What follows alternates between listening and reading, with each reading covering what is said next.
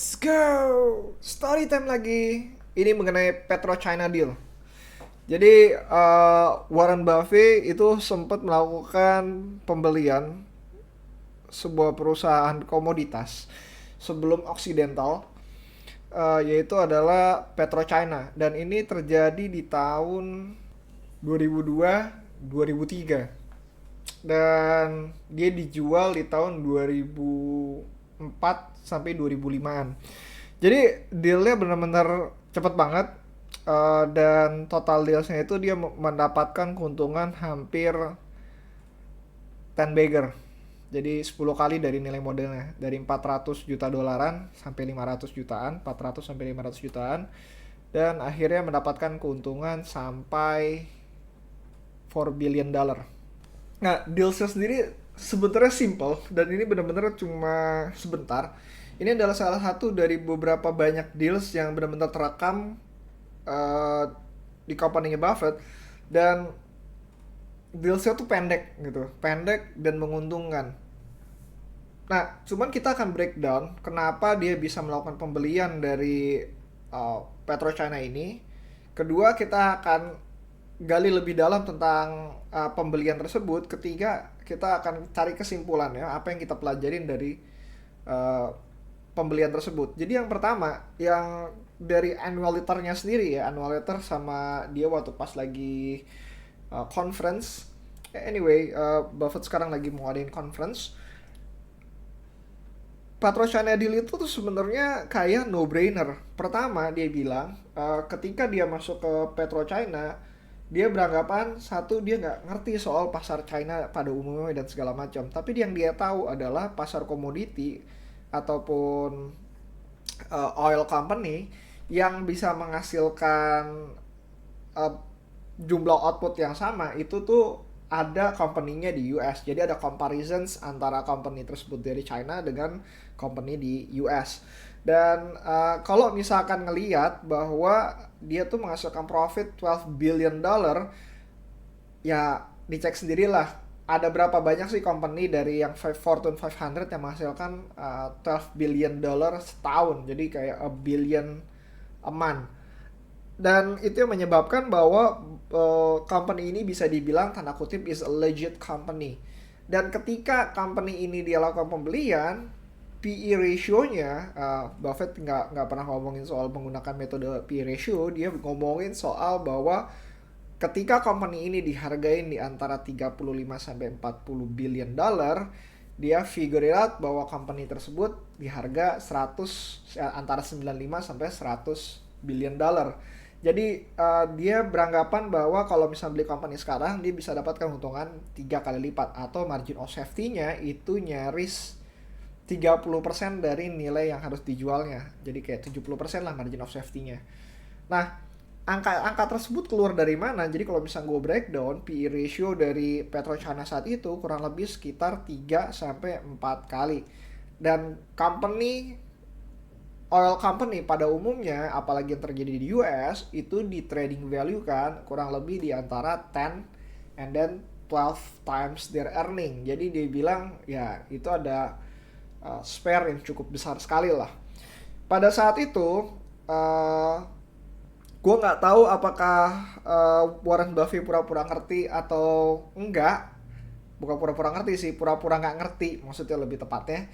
Karena dia bilang dia nggak ngelihat makroekonominya, dia nggak ngelihat bahwa oil waktu itu pada saat tersebut ada di angka berapa. Dia bilang oil, ketika melakukan pembelian oil waktu itu di angka 50 dolar US. Dan kalau misalkan dia bilang, lo cek sendiri ketika oil company di minus 30, kan itu sempet ya, itu tahun 2007-an, 2017-an, dia tuh nggak melakukan pembelian dari oil company. Dia pernah menyelamatkan oil company which is Occidental, tapi dia bukan melakukan purchasing oil company besar-besaran seperti layaknya PetroChina, deal PetroChina ini. Dan yang terjadi dari deals ini adalah ternyata 2 tahun kemudian oil naik dari 50 ke 100, dan dia ngerasa bahwa company-nya pada saat itu sudah dihargai di kurang lebih 400 billion dollar.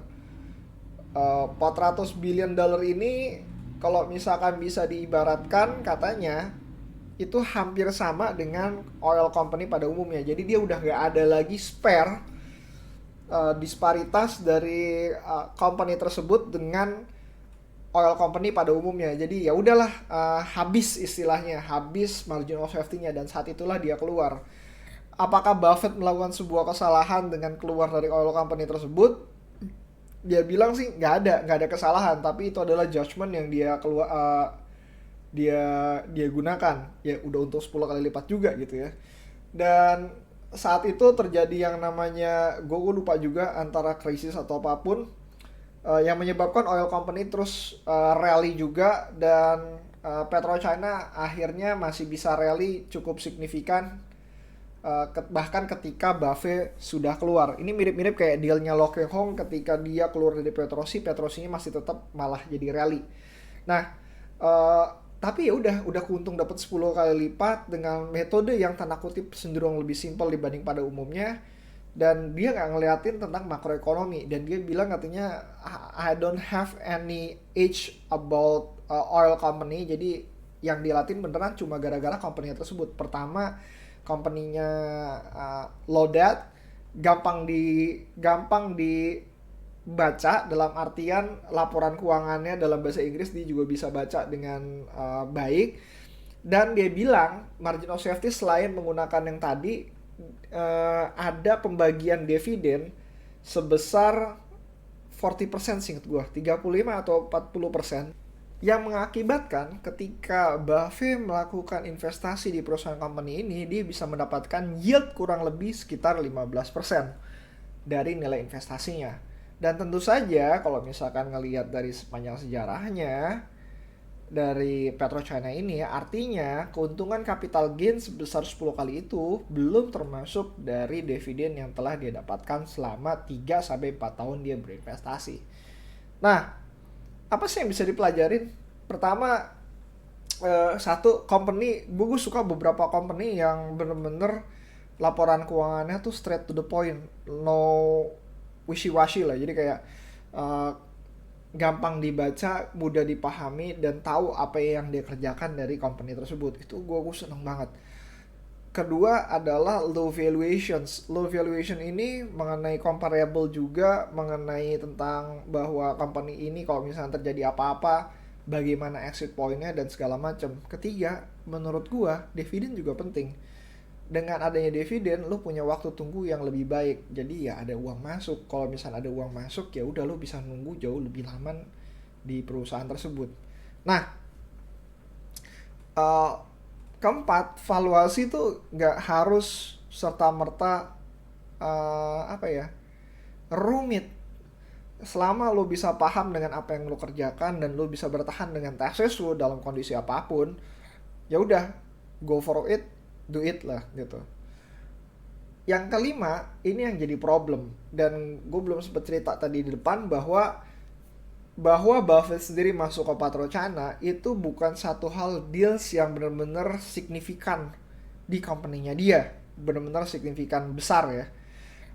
Besar karena dia masuk ke dalam 10 besar, kategori 10 besar company yang ada di Berkshire pada waktu itu, tapi bisa dianggap cenderung lebih kecil dibanding dengan deals yang lain. Kalau misalkan lu cek bahwa company yang terbesar yang menduduki portofolio dari Warren Buffett sekarang mungkin 60% ada di Apple, dan berikutnya mulai berturun jauh lebih signifikan dibanding sebelum-sebelumnya. Dan PetroChina itu kalau misalnya berdasarkan laporannya kurang lebih di angka 8-10. Nah, artinya untuk deals yang benar-benar untuk perusahaan yang cyclical sendiri, even Buffett gue kayaknya belum pernah ngeliat ya dia melakukan hampir semua transaksinya secara signifikan di sini dalam artian di atas 40% dari portfolionya ke dalam perusahaan yang benar-benar cyclical. Dan kalau misalkan ngelihat dari hal tersebut, jadi intinya adalah lu bisa menemukan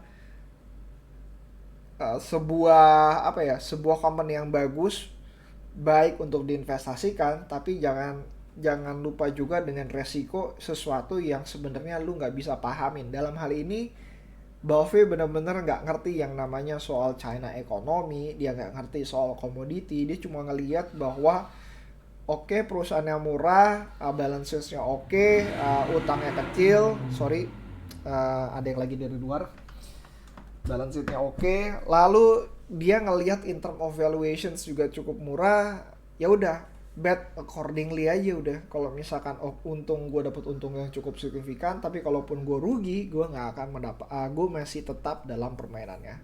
So that's it mengenai deal dari PetroChina. Kalau misalkan kalian suka, uh, silakan DM lagi dengan apa aja yang pengen kalian dengarkan lagi berikutnya, ke Bayu Tabusala. Instagram gue soal itu @bayutabusala, atau misalkan email aja di bayutabusala@gmail.com. Jangan lupa follow YouTube gue @ekonompemalas. See you again next time. Bye.